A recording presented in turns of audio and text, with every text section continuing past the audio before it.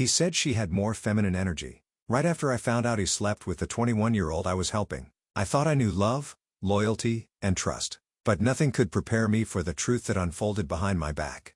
"You're going to wear that?" My husband, Mark, looked at me skeptically as I stepped out of the bedroom. "You know the dress code is business casual, right?" I glanced down at my outfit, a little deflated.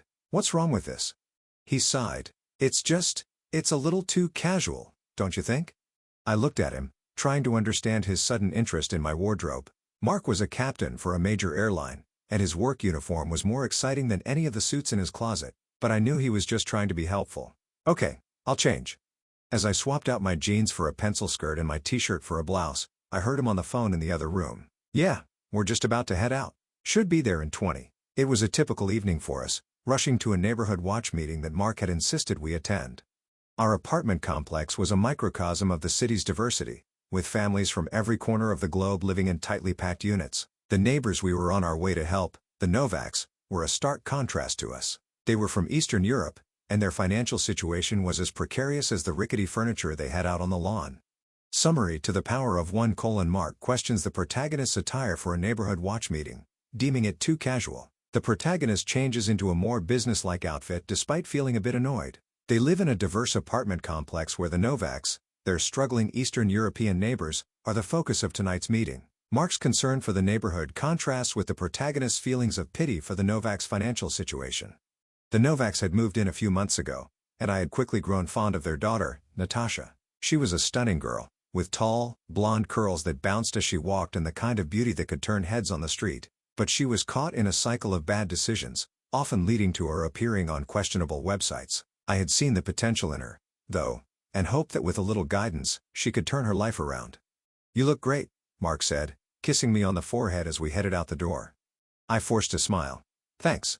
As we walked to the community center, I couldn't shake the feeling that something was off about this evening. Mark had been distant lately, and I couldn't put my finger on why. It wasn't like we didn't have enough to deal with, what with our 3-year-old son, Alex, currently in the hospital with a serious condition. But I pushed the thought aside, focusing instead on the task at hand. Once inside, the room buzzed with the chatter of concerned residents. I spotted Natasha, her mother's doppelganger, standing awkwardly by the refreshments. She looked up and saw me, and the corners of her mouth lifted slightly. "Hi, Mrs. Taylor," she said, her accent thick but her English flawless. "Hi, Natasha," I responded, giving her a warm smile. "How are you holding up?" Her smile faltered. "Okay, I guess." The meeting began, and we listened to the landlord drone on about the importance of timely rent payments and community safety. Mark nodded along, his hand resting comfortably on the back of my chair. But as Natasha's mother took the floor to plead her case, my world came crashing down. Her words, desperate and pleading, didn't even register as I watched Mark's hand slowly move away from me. I followed the path of his gaze and saw it land on Natasha. And in that moment, I realized that my husband had been sleeping with her. The room spun as she spoke of the debts she owed, not to landlords or loan sharks, but to a human trafficking ring operating right under our noses. They had promised her a new life in exchange for her compliance, and Natasha had been the bargaining chip all along. The realization hit me like a ton of bricks. The whispers of slut and whore that Mark had thrown around so casually took on a new, sinister meaning. He had been using Natasha, just like the monsters who had ensnared her mother. I felt sick. The air was thick with the scent of fear and desperation as Natasha's mother recounted the nights she had spent crying over her daughter's fate, the countless times she had tried to find a way out. And all the while, Mark had been playing the hero, bringing her home from her father's drunken rages, whispering sweet nothings in her ear. "We have to help them," I murmured to Mark, my voice shaking. He didn't look at me. "What?" "Natasha," I insisted, gripping his arm. "We have to save her." He finally met my gaze, and I saw the truth in his eyes. The guilt, the shame. "What are you talking about?" "Your affair," I hissed, "with Natasha's mother." The room went silent as all eyes turned to us. Natasha's mother looked at Mark with a mix of fear and desperation, her secret laid bare. And Natasha, poor Natasha, stared at us both with a look of utter betrayal. The rest of the meeting was a blur. The whispers grew louder, the accusations more pointed. Mark's handsome features twisted into something unrecognizable as the weight of his infidelity settled on him. And as the crowd dispersed, Natasha and her mother remained, the gravity of their situation palpable in the stale, recycled air of the community center. We had to act fast. The thought of Natasha being taken away by those monsters was unbearable. I turned to Mark, my voice firm. We need to get Natasha out of here. He nodded, finally understanding the severity of the situation. I'll handle it. But I knew it wasn't just Natasha we had to save. Our marriage, our family, was on the line. The trust that had been shattered would take time to rebuild. But first, we had to make sure Natasha was safe. We couldn't let her become another statistic, another victim of the dark underbelly of the city we called home. As Natasha's mother, Elena, sobbed in the corner, Natasha's father, Ivan, stumbled into the room, reeking of cheap vodka. "What's going on here?" he slurred, his eyes bloodshot and unfocused. "Ivan, we need to talk," Mark said, his voice steady despite the turmoil inside him. "It's about Natasha." Ivan's eyes narrowed, and for a moment, I thought we had made a mistake. But then, something clicked. Maybe it was the desperation in Elena's voice, or the way Natasha clung to her mother, but he knew. "The Americans," he spat. "You think you're better than us?" "Ivan, please," Elena begged. "We have to tell him. He can help us." And so she did. The story of how she had been forced into the trafficking ring, how she had tried to keep Natasha safe by playing along, the threats they had faced if she didn't comply. It was a harrowing tale, one that made me want to reach out and comfort her, even though she had been with my husband. Ivan's anger grew as he listened, his fists clenching and unclenching at his sides. "You whore," he snarled at his wife. "You would sell our daughter for your own greed?" "It's not like that," Elena wailed. "They said they would take care of us, that Natasha would have a better life." "A better life as a sex slave?" I couldn't help but interject. "Is that what you call taking care?" The room was a maelstrom of emotion, anger and despair swirling around us. Mark stepped forward, his jaw set. "We're not going to let that happen." The decision was made in that instant. We would help the Novaks, no matter the cost. We had the resources, the connections. We would use everything at our disposal to keep Natasha out of harm's way. Over the next few days, we worked tirelessly. I made calls to everyone I knew in the city, from the cops to the district attorney's office, while Mark used his airline connections to track the traffickers' movements. We had to be smart, had to stay one step ahead of them. Every moment was a balancing act, juggling Alex's hospital visits with our secret mission. And then, one evening, the breakthrough came. A tip from an unexpected source led us to a secluded warehouse on the outskirts of town. The kind of place you drove past 100 times and never gave a second glance. But inside, we knew Natasha's future was being decided. "We have to be careful," Mark warned as we approached the building. "They're dangerous." I nodded, my heart racing. This was it. The moment we had been dreading, the moment we had been working towards. We slipped inside, the cold metal of the gun I had borrowed from Mark's collection pressing reassuringly against my thigh. The warehouse was dimly lit, the air thick with the scent of fear and despair. Voices murmured in the distance, speaking in hushed tones, and my stomach churned at the thought of Natasha being somewhere in this hellish place. As we moved through the shadows, we heard a sound that made us both freeze, the unmistakable whimpers of a terrified child. We exchanged a look, and without a word, we knew what we had to do. We had to be the heroes Natasha needed, even if it meant confronting the demons of our own making.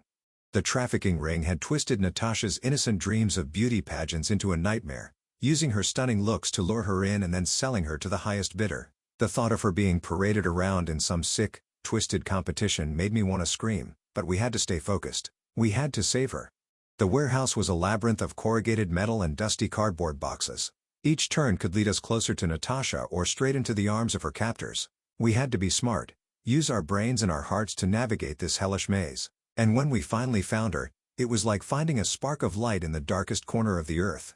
Natasha's eyes widened when she saw us, and for a moment, I thought she was going to scream. But she recognized us, and she knew we were there to help. The chains that bound her wrists rattled as she tried to stand, hope and fear fighting for dominance on her face. And that's when we heard it. The sound of footsteps, heavy and purposeful, coming closer. The traffickers had realized we were there, and they were coming for us. Mark pushed me behind him, his hand on my back, his eyes never leaving Natasha. "Stay here," he whispered. "I'll handle this." He took a deep breath and stepped into the open, the gun in his hand pointed at the ground.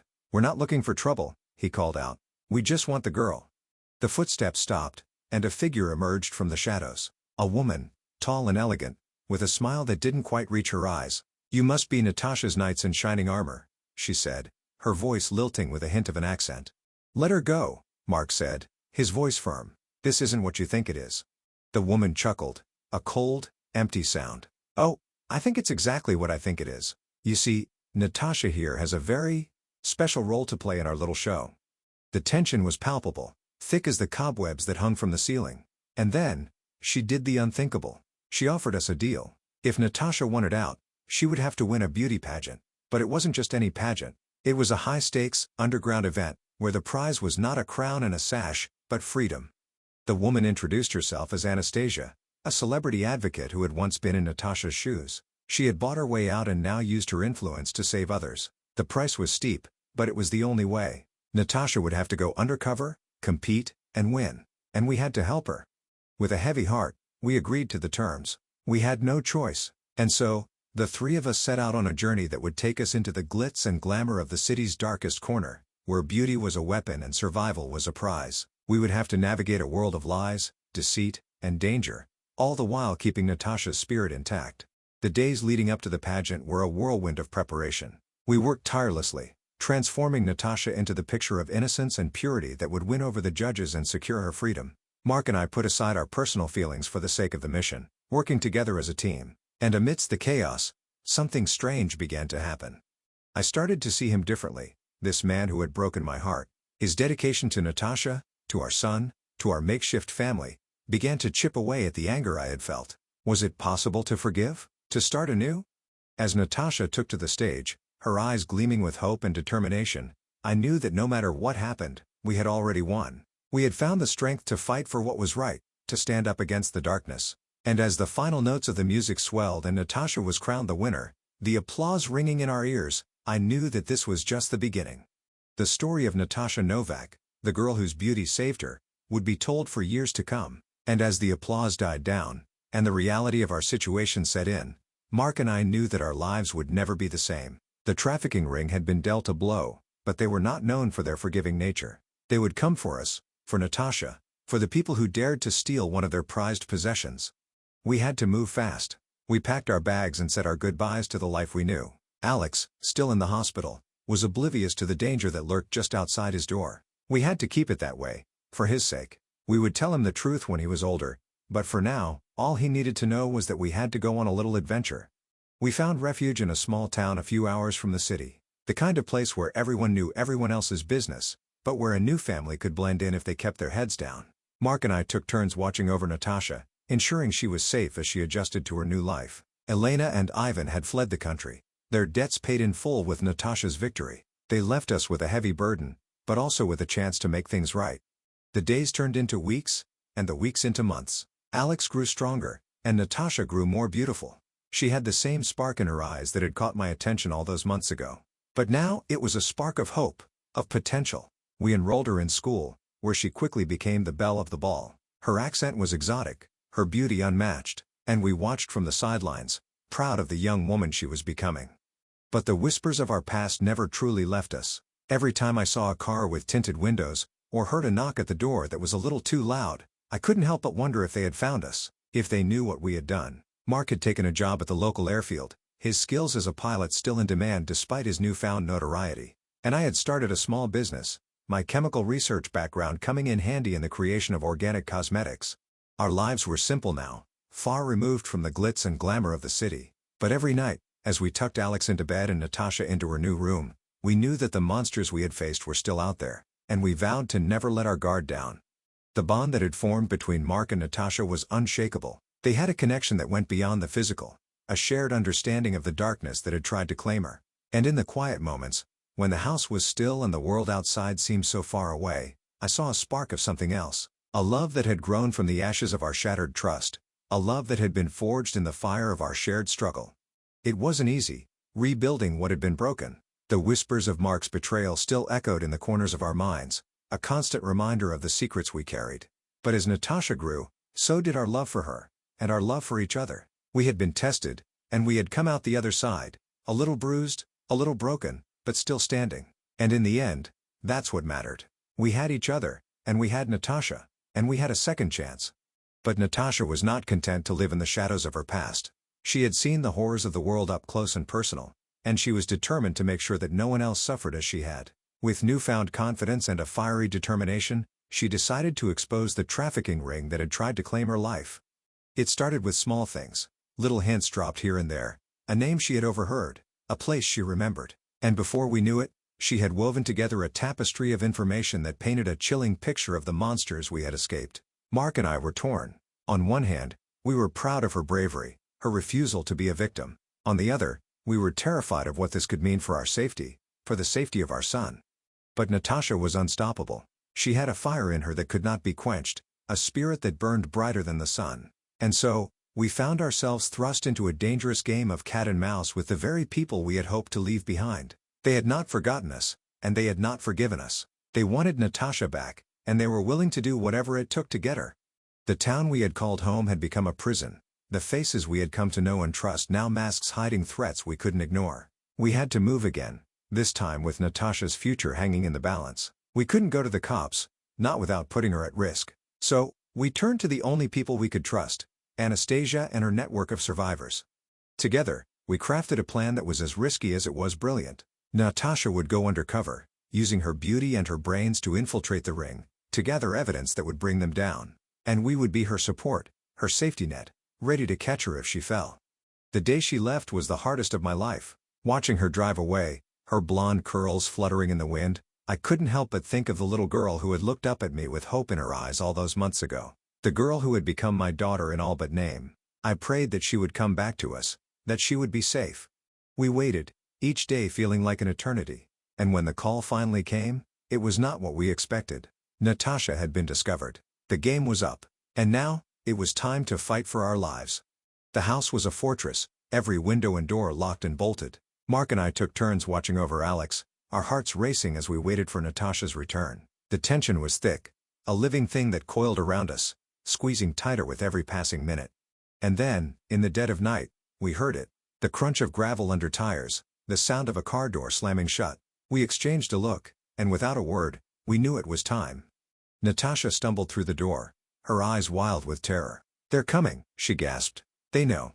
We had no time to ask questions, no time to second-guess ourselves.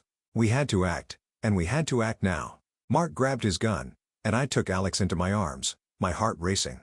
The sound of footsteps grew louder, the thump of heavy boots on the wooden porch, and then, they were there, the monsters from Natasha's past, come to claim their prize. But they had underestimated us. They had underestimated the love of a mother, the rage of a father, and the fiery spirit of a girl who had nothing left to lose. We had been living in the shadows, but now, it was time to fight. The night was a blur of chaos and noise, of bullets and shouts. I could feel the house tremble as we defended ourselves, Natasha by our side, her own weapon in hand. We were not just fighting for our lives, we were fighting for justice, for the countless other girls trapped in the same hell she had once known.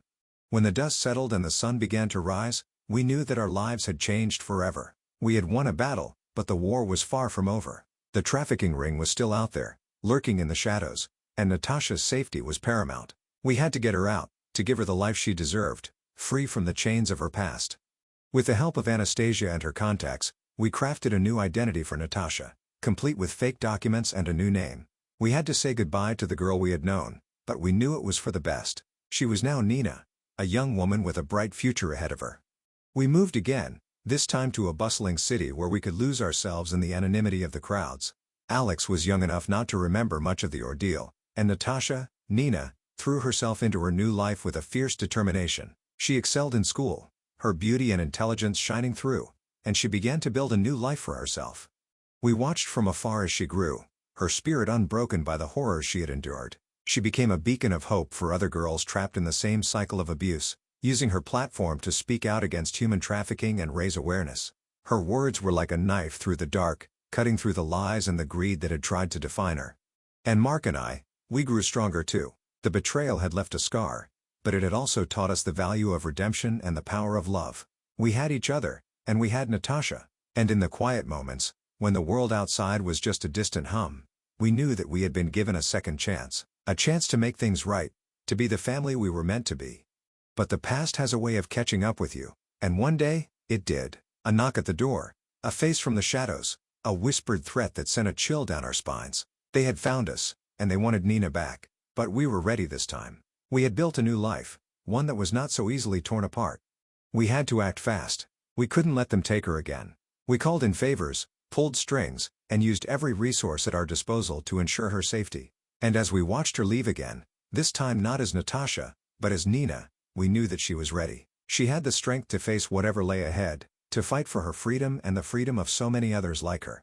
The days turned into weeks, and the weeks into months. We held our breath, waiting for the other shoe to drop, but it never came. Nina had disappeared into the fabric of her new life, leaving the darkness behind her, and with every passing day, the fear that had once consumed us began to fade. We had given Natasha a gift, a chance to become someone else. And as we watched her flourish, we realized that she had given us a gift too. A chance to start over, to become better people, to fight for something greater than ourselves. Our lives had been forever changed by the girl with the blonde curls and the fiery spirit, and though we could never erase the scars of the past, we knew that we had made a difference. We had given Natasha her voice, and she had used it to shine a light into the darkest corners of the world. And as long as she was out there, fighting, we knew that we had done what we set out to do. We had saved her. The story of Natasha Novak, the girl who had been through hell and back, was now a story of triumph and hope. And as Mark and I held hands, watching our son play in the park, we knew that we had played a small part in that victory. Our hearts swelled with pride and love for the daughter we had found in the most unlikely of places. She had not just survived, she had thrived. And as the years went by, we continued to watch her from a distance, her successes becoming ours, her happiness a balm to our souls. The whispers of the past had become a distant memory, a ghost that no longer haunted us. Our family, though unconventional, had been forged in the fires of adversity, and it was stronger for it. The world was a brighter place with Natasha in it, and we were forever changed by the girl who had taught us the true meaning of courage. Her story was a testament to the human spirit, a reminder that no matter how dark the night, the sun always rises to bring a new day. With her new identity as Nina, she had blossomed into a young woman of poise and purpose, her beauty no longer a weapon for evil but a beacon of hope and resilience. From the safety of our new home, Mark and I watched her from afar as she navigated the complexities of college, her intelligence shining as bright as her smile. We saw her join a modeling agency, her image gracing the covers of magazines, and we felt a swell of pride with every step she took away from her past. Her success was not just her own, it was our victory too. As Nina grew into her new life, she became an advocate for those still trapped in the shadows, her voice a clarion call against the monsters that had tried to claim her. Her beauty had been her curse, but now it was her weapon. She used her platform to speak out against the horrors of human trafficking, her words resonating with the power of personal experience. Every time we saw her on the news, every time we heard her name in the hallowed halls of justice, our hearts skipped a beat. She had taken the ashes of her old life and built a phoenix that soared high above the city, a symbol of triumph over adversity. And though we had our moments of fear, of looking over our shoulders, we knew that she was where she belonged, free. But freedom comes with a price, and our hearts ached knowing that she carried the weight of her past with her every day. Yet she never faltered, never let the darkness consume her. Instead, she channeled her pain into a fierce determination that fueled her every step. And as we watched her soar, Mark and I found ourselves drawn closer together, our love for Natasha, no, for Nina, a bond that could never be broken. Our son grew up hearing the whispers of Natasha's story, the quiet heroism that had shaped his world. He knew her as the sister who had fought for justice, the sister who had sacrificed so much for her freedom. And as he grew, he too began to understand the depth of his father's regret, the gravity of the choices we had all made. Through it all, Mark and I had to find a way to heal, to forgive ourselves for the roles we had played in Natasha's nightmare. We had to accept that our love for her was pure, that our desire to help was not born of guilt but of a deep, unshakable bond. And as we watched her blossom into the woman she was always meant to be, we knew that the path we had taken was the right one. The whispers of Natasha Novak had become a roar that echoed through the streets, a call to arms for the innocent still caught in the web of human greed. And though our lives would never be the same, we had found a new purpose in her freedom. We had given her the chance to live, to love, and to change the world, and that was a gift worth fighting for.